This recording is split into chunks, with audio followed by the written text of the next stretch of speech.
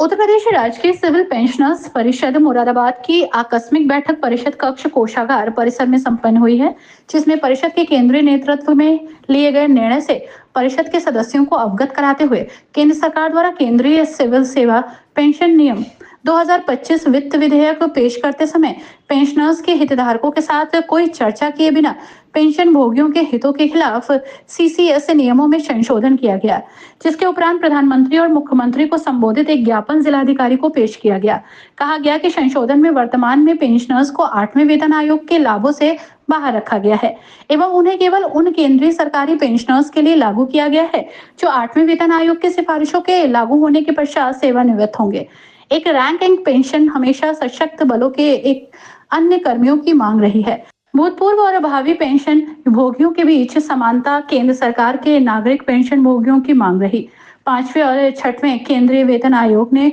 भूतपूर्व एवं भावी पेंशन भोगियों के बीच समानता प्राप्त करने की आवश्यकता के बारे में विस्तृत रूप से सिफारिशों की, जिसमें सरकार ने स्वीकार किया एवं लागू किया। इस प्रकार 7वें वेतन आयोग ने 1/1/2016 से पहले सेवानिवृत्त हुए पेंशन भोगियों और 1/1/2016 के पश्चात सेवानिवृत्त हुए पेंशन भोगियों के बीच समानता की सिफारिश को भी स्वीकार करते हुए लागू किया गया। 8वें वेतन आयोग और केंद्रीय सिविल सेवा पेंशन नियम 2025 वित्त विधेयक करते समय पेंशनर्स के हितधारकों के साथ कोई चर्चा किए बिना पेंशन भोगियों के हितों के खिलाफ सीसीएस नियमों में संशोधन किया गया। जो कर्मचारी पेंशनर्स विरोधी हैं, सभी कर्मचारी पेंशनर्स इसकी भर्त्सना एवं निंदा करते हैं और मांग करते हैं कि कर्मचारी पेंशनर्स के निर्णय पर पुनः सकारात्मक विचारोपरांत पेंशनर्स के हित में सर्वोच्च न्यायालय के आदेशों को ध्यान में रखते हुए लिया जाए। बैठक की अध्यक्षता अध्यक्ष प्रेम प्रकाश सक्सेना ने की और संचालन सचिव यश कुमार त्यागी ने किया। इस दौरान अजब सिंह चौहान, बहुमानंद, राम रतन, राम प्रसाद सिंह, राजीव सक्सेना, विजय कुमार सक्सेना, प्रमोद कुमार सक्सेना, श्री कृष्ण कांत शर्मा, धन सिंह, शैलेश त्यागी, चंद्र प्रकाश सक्सेना, मोहम्मद नईम सिद्दीकी, घनश्याम सिंह चौहान, आरएस विसारिया, रामचंद्र, मान सिंह, रामोतार, शैलेश कुमार त्यागी आदि लोग मौजूद रहे। हमारे द्वारा जो है एक ज्ञापन दिया गया है डीएम साहब के माध्यम से माननीय प्रधानमंत्री जी को एवं माननीय मुख्यमंत्री उत्तर प्रदेश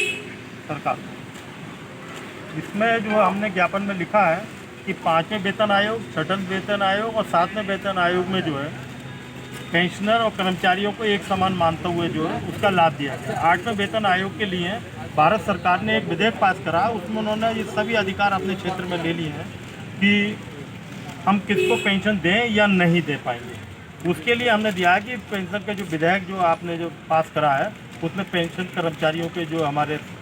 नेता हैं उन लोगों से आपने कोई चर्चा नहीं करी है और बिना चर्चा करे वो विधेयक पास कर दिया गया है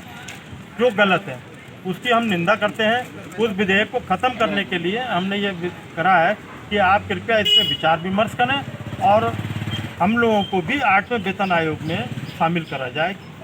सरकार पेंशन दे या ना दे, इसके लिए कोई मानक थे क्या?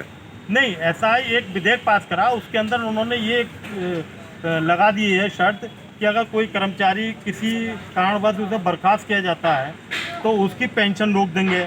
और अन्य जो हमारा इस समय जो पेंशन पा रहे हैं उसमें उन्होंने अपने लिए अधिकार ले लिया कि हम उनकी पेंशन बढ़ाएं या ना बढ़ाएं, ये अधिकार हमारे क्षेत्र में रहेगा।